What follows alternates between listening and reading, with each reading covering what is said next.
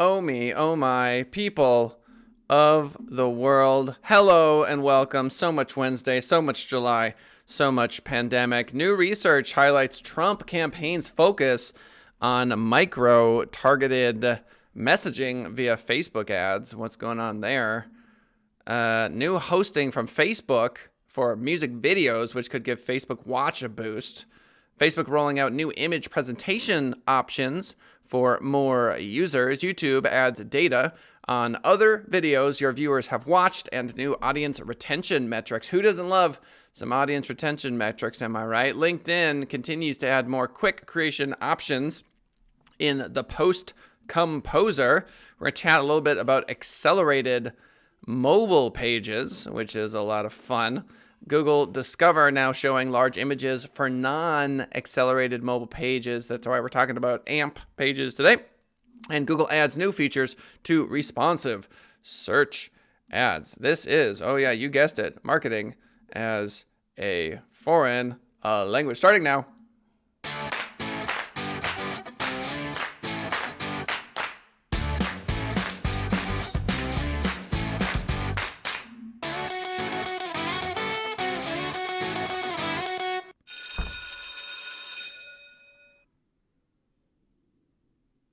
All right. New research highlights Trump campaign's focus on micro-targeted messaging. No matter how you feel about U.S. President Donald Trump and the way he goes about his business, his campaign's use of digital advertising to boost its messaging and Facebook ads in particular is a fascinating case study for social media marketers, according to Andrew Hutchinson with Social Me Today. Also, shout out to the people hitting that like button. Much thank you. Trump's use of Facebook has been a major topic of debate, with the most recent controversy around Trump's posts prompting hundreds of businesses to boycott Facebook ads in protest over the company's inaction in addressing what many see as hate speech. But while Trump's personal posts are often divisive, it's how his campaign has used ads and Facebook's granular targeting options that's potentially even more powerful in activating his supporter base. We heard the same thing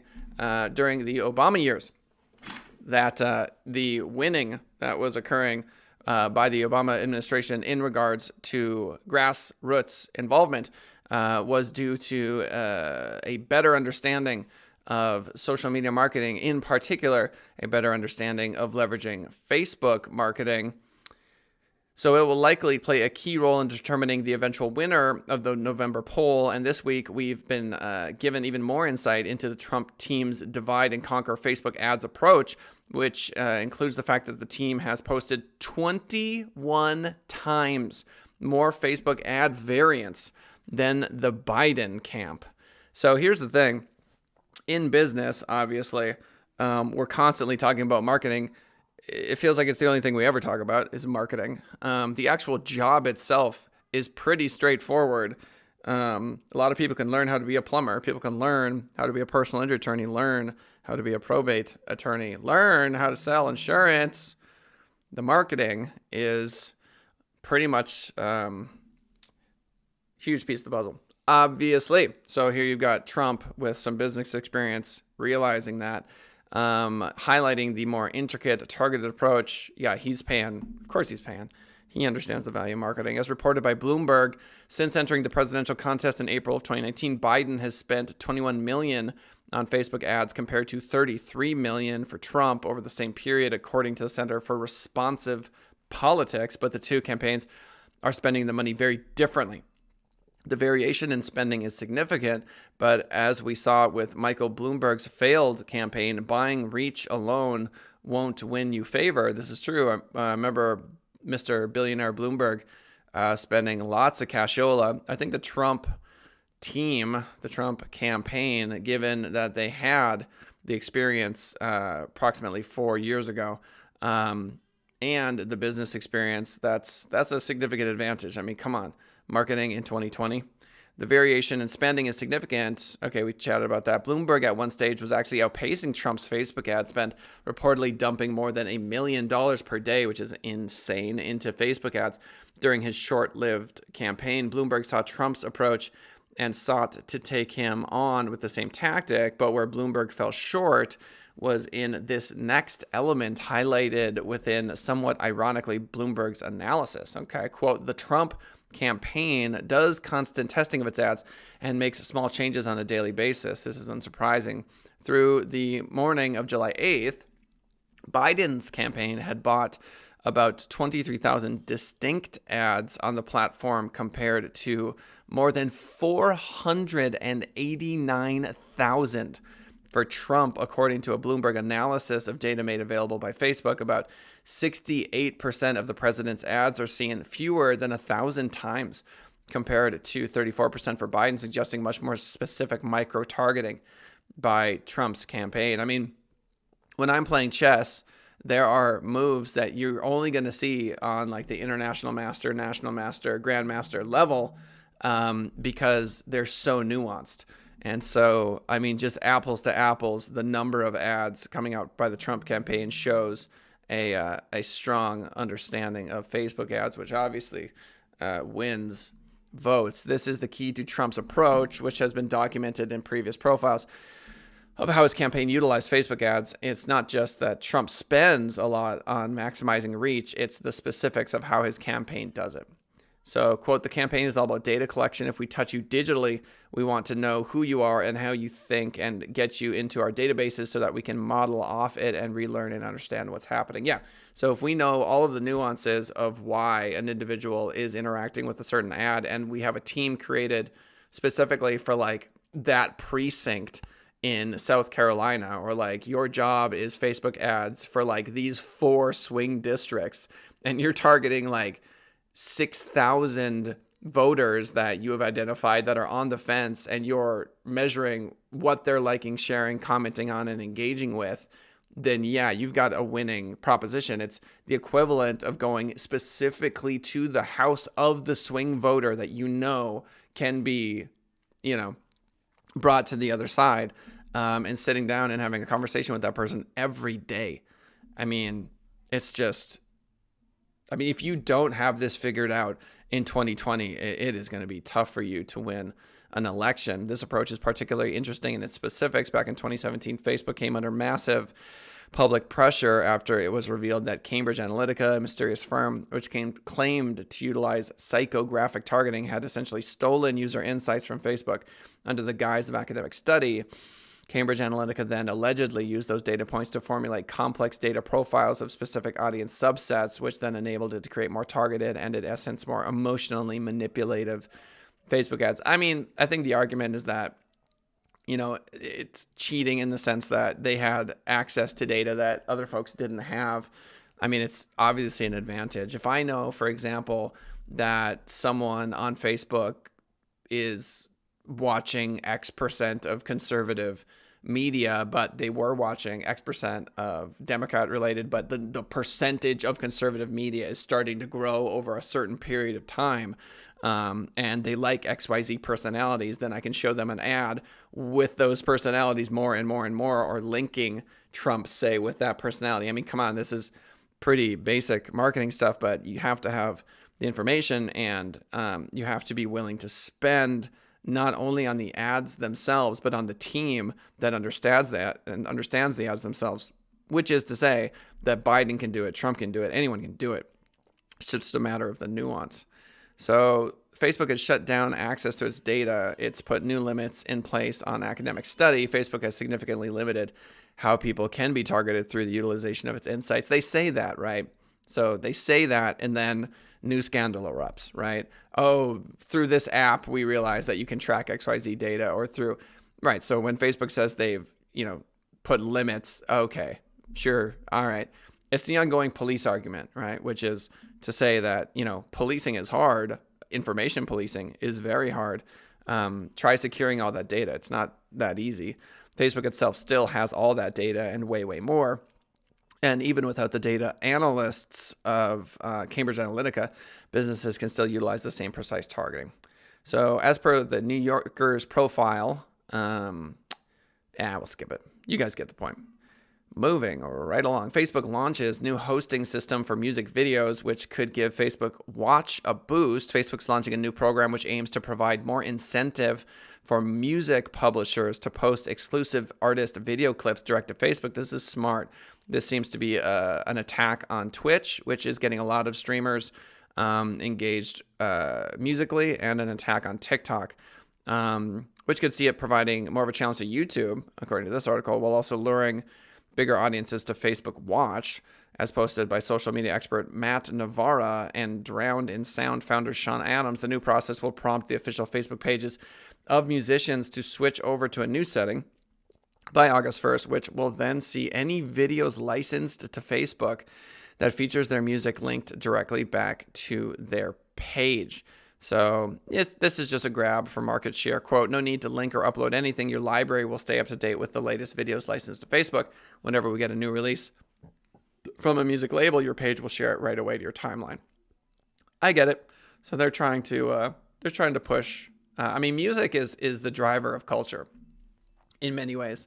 And so Facebook obviously has a huge incentive. Also, thank you to number 3. Thank you to whoever hit that like button. Facebook rolls out new image presentation options to more users. Last October, Facebook began testing a new set of image presentation options for posts with preset display formats for multi-image uploads, enabling more ways to showcase your visuals. Since then, the format has been spotted, quote, in the wild by various users, and now it appears to be getting a broader release. This one I like. This 4 verticals. That's pretty cool. It appears to be, right, of the options appearing in the composer from multi-image posts. Okay.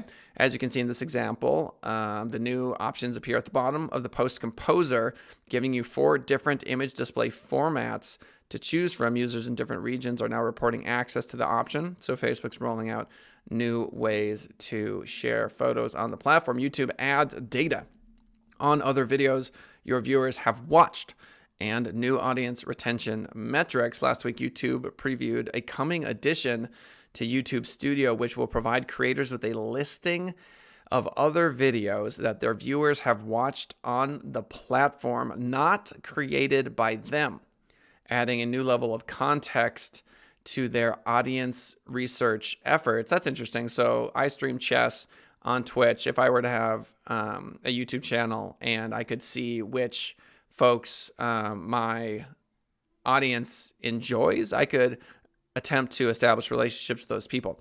On Twitch, I have relationships now with a few different chess streamers. It's funny how they kind of organically appear. On Twitch, you can do something called a raid, where at the end of your stream, you can dump all of your chat, all of the people in your chat onto another stream.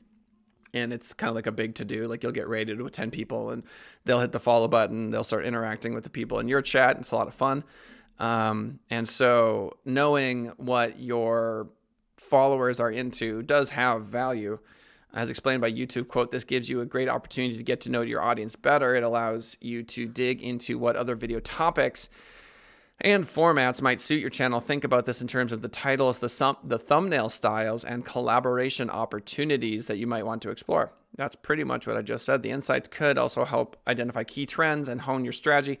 Look, it can help you figure out what's really going on. I mean, some folks might be into, for example, in chess, because I keep streaming chess, there's different systems, like the London system, the French defense, this sort of stuff. And if you know what your audience is most interested in, well, then that can guide what your next content might look like. The insights could help identify key trends. Yep. We're planning for a 20% launch by July 15th, so stay tuned and we'll keep you updated. So we're going to start seeing that in the back end of the YouTube machine. LinkedIn continues to add more quick creation options in the Post Composer. Over the past few months, you may have noticed LinkedIn's Post Composer quick links growing. With more options to help guide what you post about on the platform. Here we've got celebrate an occasion, find an expert, share a profile, add a job, create a poll, offer help. Most users are now seeing 6 different custom post creation options at the bottom of their LinkedIn Composer, which isn't a variance to the same from earlier this year. That's interesting. I like the offer help. I like that LinkedIn's trying to tell us that, like, look, This isn't Facebook. This isn't some platform where,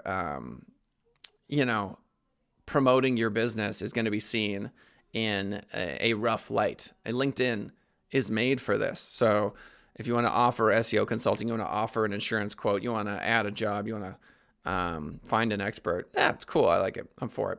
The more recent additions here are polls, which LinkedIn added in May, offer help, which it launched last month in light of the ongoing impacts of COVID-19. That makes sense. And as highlighted by social media expert Matt Navarra again. So offer help.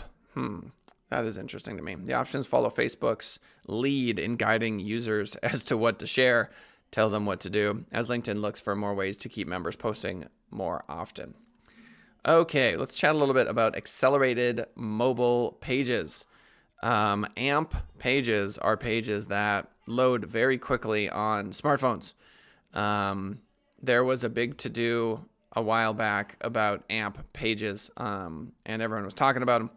And so you should know what they are. They are a project aim on making pages load instantly on mobile. The web is slow for lots and lots of people. In fact, the majority of people using the internet do so over a mobile phone, often on a 2G or sometimes 3G connection. To make pages load instantly, AMP, or accelerated mobile pages, restricts what you can do in HTML pages. Fancy design is stripped out in favor of speed. AMP is very much a function over form project. So there are various plugins that you can use on a WordPress website to make sure that your pages are AMP, that they are accelerated. You definitely want this. Google gives you a rankings boost for a number of reasons when you use AMP. The official AMP plugin for WordPress does an incredible job of enabling AMP on your site. It can even automatically convert your template and content. So you may want to check out the official AMP plugin.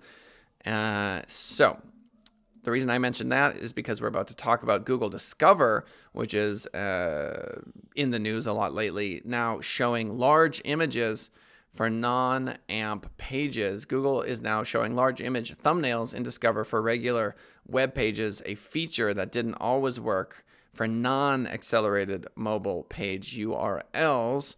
Google appears to have fixed an issue with Google Discover that was preventing large image previews for being displayed for non-AMP pages. This is a follow-up to a previous story back in April in which we reported Google was aware of the issue and working on a fix.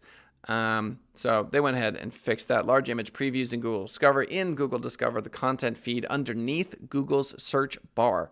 Web pages can either display thumbnail-sized images or large image previews. Here's an example of what that looks like. Here's Google Discover. It looks lovely. Needless to say, the large image is going to get considerably more attention. That was a problem for regular web pages, as Google Discover did not give them large image previews very consistently. They fixed it. Next article. Google adds new features to responsive search ads. Google is adding new features to responsive search ad copy options with dynamic features and increasing its helpfulness with cross-campaign results and asset suggestions. Anytime you get into like pay-per-click stuff, it just so very quickly goes down this rabbit hole. So we're going to slow it down. We're going to do a little Google search for responsive search ads and get everyone caught up to speed. Responsive search ads let you create an ad that adapts to show more text and more relevant messages to your customers. Enter multiple headlines and descriptions when creating a responsive search ad, and over time, Google Ads will automatically test different combinations and learn which combinations perform best.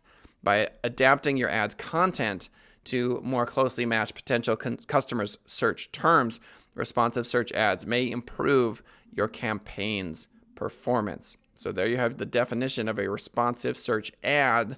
We are now getting new features to those.